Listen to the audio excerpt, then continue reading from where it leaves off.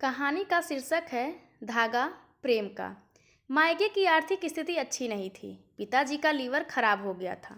उनके इलाज के लिए भी पैसे नहीं थे। रंभा के बारे में सोचने की किसी को फुर्सत नहीं थी। आगे की कहानी विस्तार से सुने। आज सलोनी विदा हो गई। एयरपोर्ट से लौटकर रंभा दी ड्राइंग रूम में ही सोफे पर निढाल सी लेट गईं। एक महीने की गहमा गहमी भागम भाग के बाद आज घर बिल्कुल सूना सूना सा लग रहा था। बेटी की विदाई से निकल रहे आंसुओं के सैलाब को रोकने में रंभा दी की बंद पलकें नाकाम थी। मन था कि आंसुओं से भीग कर नर्म हुई उन यादों को कुरोदे जा रहा था जिन्हें 25 साल पहले दफना कर रंभा दी ने अपने सुखद वर्तमान का महल खड़ा किया था। मुंगेर के सबसे प्रतिष्ठित धनधान्य मधुसूदन परिवार को भला कौन नहीं जानता था। घर के प्रमुख मधुसूदन शहर के ख्याति प्राप्त वकील थे। वृद्धावस्था में भी उनके यहाँ मुवक्किलों का तांता लगा रहता था। वे अब तक खानदानी इज्जत को सहेजे हुए थे, लेकिन उन्हीं के इकलौते रंभा के पिता शंभुनाथ कुल की मर्यादा के साथ साथ धन दौलत को भी दारू में उड़ा रहे थे। उन्हें संभालने की तमाम कोशिशें नाकाम हो चुकी थी। पिता ने किसी तरह वकालत की डिग्री भी दिलवा दी थी ताकि अपने साथ बैठाकर कुछ सिखा सकें, लेकिन दिन रात नशे में धुत लड़खड़ाती आवाज़ वाले वकील को कौन पूछता। बहू भी समझदार नहीं थी। पति या बच्चों को संभालने के बजाय दिन रात अपने को कोसती, कलह करती। ऐसे वातावरण में बच्चों को क्या संस्कार मिलेंगे या उनका क्या भविष्य होगा, यह दादाजी समझ रहे थे। पोते की तो नहीं, क्योंकि वह लड़का था। दादाजी को चिंता अपनी रूप सी चंचल पोती रंभा की थी। उसे वे गैर जिम्मेदार माता पिता के भरोसे नहीं छोड़ना चाहते थे। इसी कारण मैट्रिक की परीक्षा देते ही मात्र 18 साल की उम्र में रंभा की शादी करवा दी। आशुतोष जी का पटना में फर्नीचर का एक बहुत बड़ा शोरूम था। अपने परिवार में ये अकेले लड़के थे। उनकी दोनों बहनों की शादी हो चुकी थी। माँ का देहांत जब ये सब छोटे ही थे तभी हो गया था। बच्चों की परवरिश उनकी बाल विधवा चाची ने की थी। शादी के बाद रंभा भी पटना आ गई। रिजल्ट निकलने के बाद उनका आगे की पढ़ाई के लिए दाखिला पटना में हो गया। आशुतोष जी और रंभा में उम्र के साथ साथ स्वभाव में भी काफ़ी अंतर था। जहाँ रंभा चंचल बातूनी और मौज मस्ती करने वाली थी, वहीं आशुतोष जी शांत और गंभीर स्वभाव के थे। वे पूरा दिन दुकान पर ही रहते, फिर भी रंभा दी को कोई शिकायत नहीं थी। नया बड़ा शहर, कॉलेज का खुला माहौल, नई नई सहेलियाँ, नई उमंगें, नई तरंगे। रंभा दी आज़ाद पंछी की तरह मौज मस्ती में डूबी रहती थी। कोई रोकने टोकने वाला नहीं था। उन दिनों चाची सास आई हुई थी, फिर भी उनकी उच्छृंखलता कायम थी। एक रात करीब 9 बजे रंभा फिल्म देखकर लौटी। आशुतोष जी रात को 11 बजे के बाद ही घर लौटते थे, लेकिन उस दिन समय पर रंभा दी के घर नहीं पहुंचने पर चाची ने घबरा कर उन्हें बुला लिया था। वे बाहर बरामदे में ही चाची के साथ बैठे मिले। कहाँ से आ रही हो? उनकी आवाज़ में गुस्सा साफ झलक रहा था। क्लास थोड़ी देर से ख़त्म हुई, रंभा दी ने जवाब दिया। मैं 5 बजे कॉलेज गया था। कॉलेज तो बंद था। अपने एक झूठ को छिपाने के लिए रंभा दी ने दूसरी कहानी गढ़ी। लौटते वक्त सीमा दीदी के यहाँ चली गई थी। सीमा दी आशुतोष जी के दोस्त की पत्नी थी, जो रंभा दी के कॉलेज में ही पढ़ती थी। आशुतोष जी गुस्से से हाथ में पकड़ा हुआ गिलास रंभा की तरफ जोर से फेंक कर चिल्लाएं, कुछ तो शर्म करो। सीमा और अरुण अभी अभी यहाँ से गए हैं। घर में पूरा दिन चाची अकेली रहती हैं। कॉलेज जाने तक तो ठीक है, उसके बाद गुलछड़े उड़ाती रहती हो, अपने घर के संस्कार दिखा रही हो। आशुतोष जी आपे से बाहर हो गए थे। उनका गुस्सा वाजिब भी था। शादी को 1 साल हो गया था। उन्होंने रंभा दी को किसी बात के लिए कभी नहीं टोका, लेकिन आज माँ तुल्य चाची के सामने उन्हें रंभा दी की आदतों के कारण शर्मिंदा होना पड़ा था। रंभा दी का गुस्सा भी 7वें आसमान पर था। एक तो नादान उम्र, उस पर दूसरे के सामने हुई बेइज्जती के कारण वे रात भर सुलगती रहीं। सुबह बिना किसी को बताए मायके आ गईं। घर में किसी से कुछ नहीं पूछा भी। देखने समझने समझाने वाले दादाजी तो पोती की विदाई के 6 महीने बाद ही दुनिया से विदा हो गए थे। आशुतोष जी ने जरूर फ़ोन करके उनके पहुंचने का समाचार जान लिया, फिर कभी फ़ोन नहीं किया।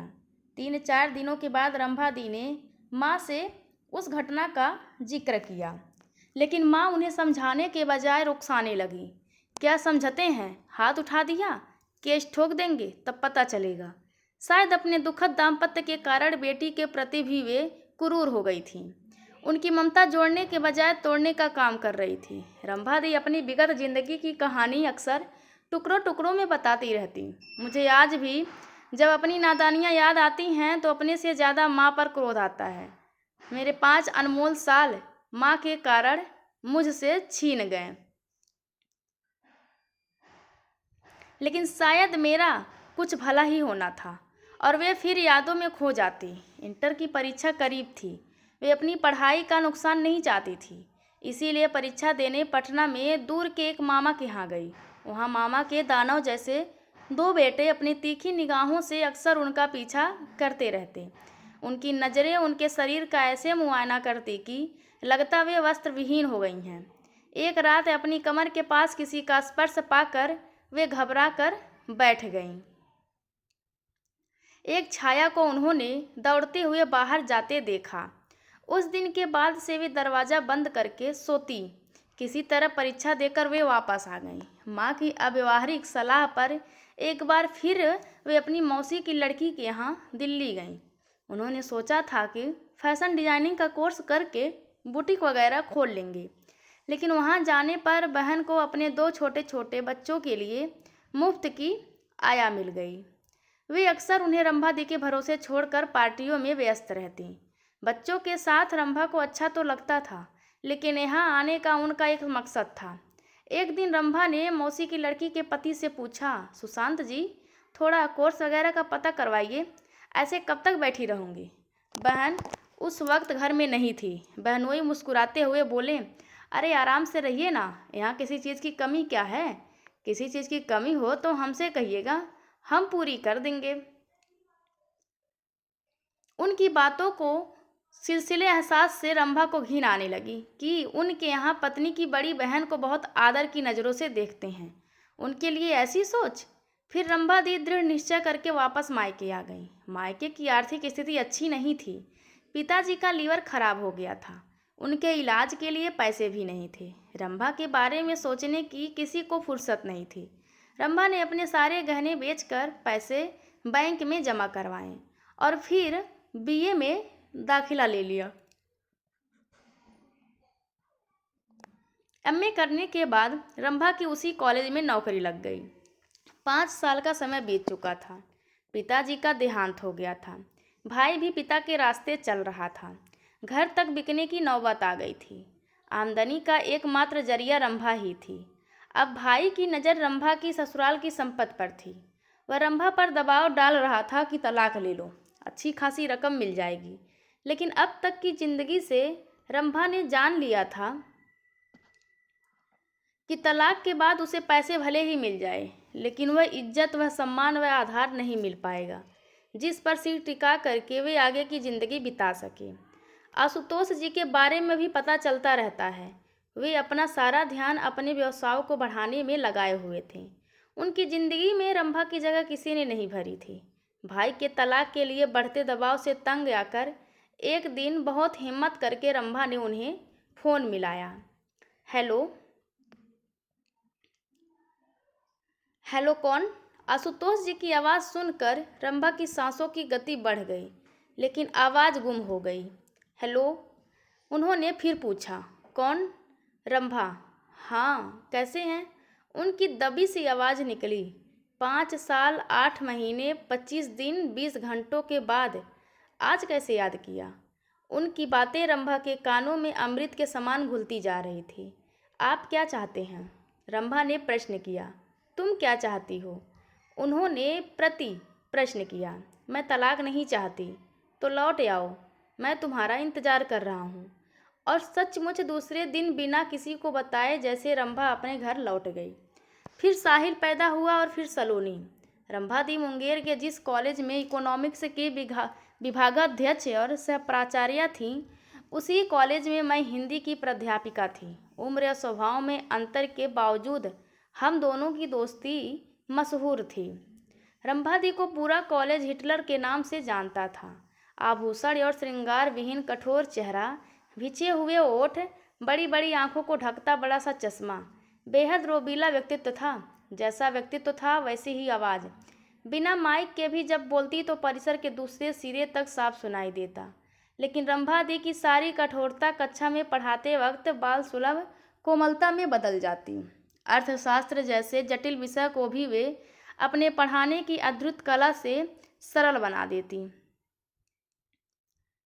कला संकाय की लड़कियों में शायद इसी कारण इकोनॉमिक्स लेने की होड़ लगी रहती थी। हर साल इस विषय की टॉपर हमारे कॉलेज की ही छात्रा होती थी। मैं तब भी रंभादी के विगत जीवन की तुलना वर्तमान से करती तो हैरान हो जाती कि कितना प्यार तालमेल है उनके परिवार में।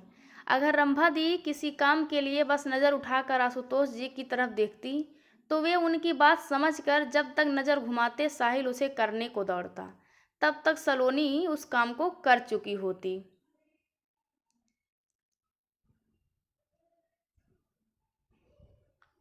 दोनों बच्चे रूप रंग में मां पर गए थे। सलोनी थोड़ी सांवली थी, लेकिन तीखे नए नक्श और छरहरी काया के कारण बहुत आकर्षक लगती थी। वह एमएससी की परीक्षा दे चुकी थी। साहिल एमबीए करके बेंगलुरु में एक अच्छी फर्म में मैनेजर के पद पर नियुक्त था। उसने एक सीधी लड़की को पसंद किया था। माता पिता की मंजूरी उसे मिल चुकी थी, मगर वह सलोनी की शादी के बाद अपनी शादी करना चाहता था। लेकिन सलोनी शादी के नाम से ही बिदक जाती थी। शायद अपनी माँ के शुरुआती वैवाहिक जीवन के कारण उसका शादी से मन उचट गया था। फिर एक दिन रंभादी ने ही समझाया, बेटी, शादी में कोई शर्त नहीं होती। शादी एक ऐसा पवित्र बंधन है जिसमें तुम जितना बंधोगी उतना मुक्त होती जाओगी, जितना झुकोगी उतना ऊपर उठती जाओगी। शुरू में हम दोनों अपने अपने अहंकार के कारण अड़े रहें तो खुशियाँ हमसे दूर रहीं।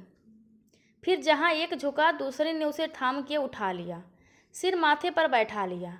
बस शादी की सफलता की यही कुंजी है। जहाँ अहंकार की दीवार गिरी प्रेम का सोता फूट पड़ता है। धीरे धीरे सलोनी आश्वस्त हुई और आज 7 फेरे लेने जा रही थी।